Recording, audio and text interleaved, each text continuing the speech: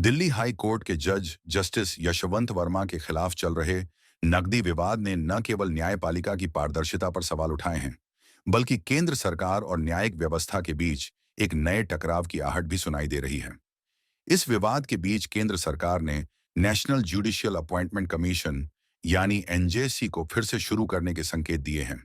इसे supreme court ने 2015 में असंवैधानिक करार देकर खारिज कर दिया था। एनजेसी जजों की नियुक्ति से जुड़ा है, जिसे कॉलेजियम सिस्टम की जगह लाने की कोशिश की जाती रही है। तो सवाल है कि क्या यह कदम जजों की नियुक्ति को लेकर केंद्र और न्यायपालिका के बीच पुरानी जंग को फिर से हवा देगा? जस्टिस यशवंत वर्मा मामले के बाद एनजेसी चर्चा में आया है। जस्टिस वर्मा मामला तब सुर्खियों में आया जब उनके सरकारी आवास पर 14 मार्च 2025 को आग लगने की घटना के बाद वहां से भारी मात्रा में नकदी बरामद होने की खबरें सामने आईं। Allahabad high court bar association ने इस मामले को गंभीरता से लेते हुए जस्टिस वर्मा के खिलाफ सीबीआई और ईडी से जांच की मांग की है। सुप्रीम कोर्ट कॉलेजियम ने उन्हें दिल्ली से इलाहाबाद हाई कोर्ट ट्रांसफर करने की सिफारिश की, जिसे लेकर भी विवाद बढ़ गया। इस घटना ने न्यायिक व्यवस्था में जवाबदेही और पारदर्शिता के मुद्दे को फिर से चर्चा में ला दिया है। इसी विवाद के बीच केंद्र सरकार ने एनजेसी को फिर से शुरू करने की बात छेड़ी है। उपराष्ट्रपति जगदीप धनखड़ ने भी एनजेसी का जिक्र किया है।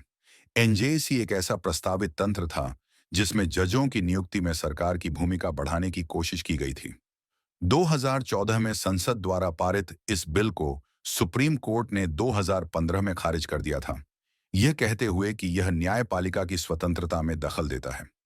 मौजूदा कॉलेजियम सिस्टम में जजों की नियुक्ति मुख्य रूप से सुप्रीम कोर्ट और हाई कोर्ट के वरिष्ठ जजों के हाथ में है, जिसमें सरकार की सीमित भूमिका होती है।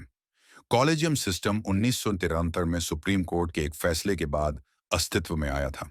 इसमें सुप्रीम कोर्ट के 5 शीर्ष न्यायाधीश सुप्रीम कोर्ट और 25 उच्च न्यायालयों में न्यायाधीशों की नियुक्ति, स्थानांतरण और पदोन्नति की सिफारिश करते हैं। सरकार कॉलेजियम को सिफारिश वापस कर सकती है। यदि कॉलेजियम द्वारा इसे दोहराया जाता है तो यह आमतौर पर सिफारिश को स्वीकार कर लेती है। लेकिन ऐसे मामले भी आए हैं जब सरकार ने फाइल को फिर से लौटा दिया है या सिफारिशों पर कोई प्रतिक्रिया नहीं दी है। एनजेसी यानी national judicial appointments commission Bharat में जजों की नियुक्ति के लिए प्रस्तावित एक संवैधानिक निकाय था। इसे केंद्र सरकार ने न्यायपालिका में नियुक्ति प्रक्रिया को अधिक पारदर्शी और जवाबदेह बनाने के इरादे से पेश किया था। इसके लिए विधेयक अगस्त 2014 में संसद द्वारा पारित किया गया था और आधे से अधिक राज्य विधानसभाओं द्वारा इसकी पुष्टि के बाद यह 14 अप्रैल 2015 को लागू हुआ। हालांकि सुप्रीम कोर्ट ने इसे 16 अक्टूबर 2014 को लागू किया। 2015 को असंवैधानिक घोषित कर रद्द कर दिया। इसके बाद जजों की नियुक्ति के लिए कॉलेजियम प्रणाली फिर से बहाल हो गई। एनजेसी के आलोचकों का मानना था कि यह कानून न्यायपालिका की स्वतंत्रता को कमजोर करेगा।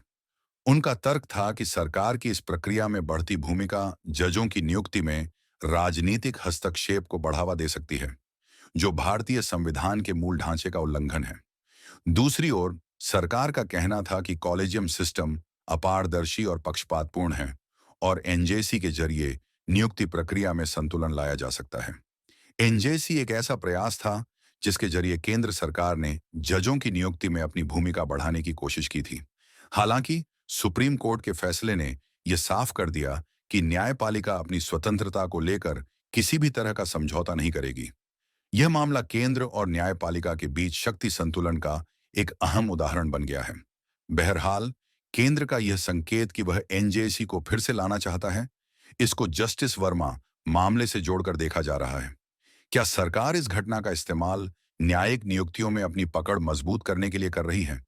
केंद्र और न्यायपालिका के बीच नियुक्तियों को लेकर तनाव कोई नई बात नहीं है। कॉलेजियम सिस्टम की आलोचना लंबे समय से होती रही है, जिसमें सरकार इसे अपारदर्शी और पक्षपातपूर्ण बताती है। दूसरी ओर न्यायपालिका इसे अपनी स्वतंत्रता का आधार मानती है। एनजेसी को फिर से लाने का संकेत उस समय आया है जब जस्टिस वर्मा जैसे मामले ने कॉलेजियम की विश्वसनीयता पर सवाल उठाए हैं। पूर्व सॉलिसिटर जनरल हरीश साल्वे ने भी कहा है कि इस तरह के आरोप न्यायपालिका में लोगों के विश्वास को कम करते हैं। ऐसे में केंद्र इसे एक मौके के रूप में देख सकता है, जहां वह नियुक्ति प्रक्रिया में सुधार के नाम पर अपनी भूमिका बढ़ाने की कोशिश करे। सोशल मीडिया पर इस मुद्दे को लेकर बहस छिड़ी हुई है। कुछ लोग इसे न्यायपालिका की साख पर धब्बा बता रहे हैं, तो कुछ इसे केंद्र की साजिश के तौर पर देख रहे हैं। विपक्षी दलों ने सरकार पर आरोप लगाया है कि वह इस विवाद का फायदा उठाकर न्यायिक स्वतंत्रता को कमजोर करना चाहती है। वहीं सत्तारूढ़ दल का कहना है कि पारदर्शी और जवाबदेह नियुक्ति प्रणाली समय की मांग है।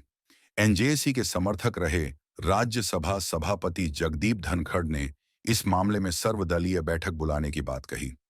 धनखड़ ने एनजेसी अधिनियम का जिक्र करते हुए कहा कि यदि न्यायिक नियुक्तियों के लिए तंत्र को सर्वोच्च न्यायालय द्वारा निरस्त नहीं किया गया होता तो चीजें अलग होती। इससे सियासी हलचल और तेज हो गई है। जस्टिस वर्मा के खिलाफ जांच और एनजेसी की संभावित वापसी, दोनों ही मुद्दे देश के लोकतांत्रिक ढांचे के लिए अहम हैं। अगर एनजेसी लागू होता है तो यह जजों की नियुक्ति में कार्यपालिका की शक्ति बढ़ाएगा, जिसे न्यायपालिका शायद आसानी से स्वीकार न करे। दूसरी ओर जस्टिस वर्मा मामले में पारदर्शी जांच न हुई तो यह न्यायिक व्यवस्था के प्रति जनता का भरोसा और कम कर सकता है। यह विवाद न सिर्फ एक जज की साख से जुड़ा है, बल्कि यह केंद्र और न्यायपालिका के बीच शक्ति संतुलन की बड़ी लड़ाई का प्रतीक बन सकता है। जस्टिस यशवंत वर्मा का नकदी विवाद और एनजेसी को फिर से शुरू करने का संकेत एक साथ कई सवाल खड़े करते हैं।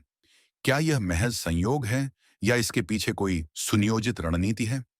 आने वाले दिन बताएंगे कि यह मामला न्यायिक सुधार की दिशा में एक कदम बनेगा या फिर केंद्र और न्यायपालिका के बीच एक नई जंग का कारण।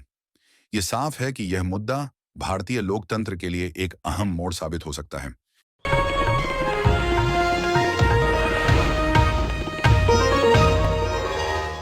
Copyright disclaimer under Section 107 of the Copyright Act 1976. Allowance is made for fair use for purposes such as criticism, comment, news reporting, scholarship, and research. Fair use is a use permitted by copyright statute that might otherwise be infringing.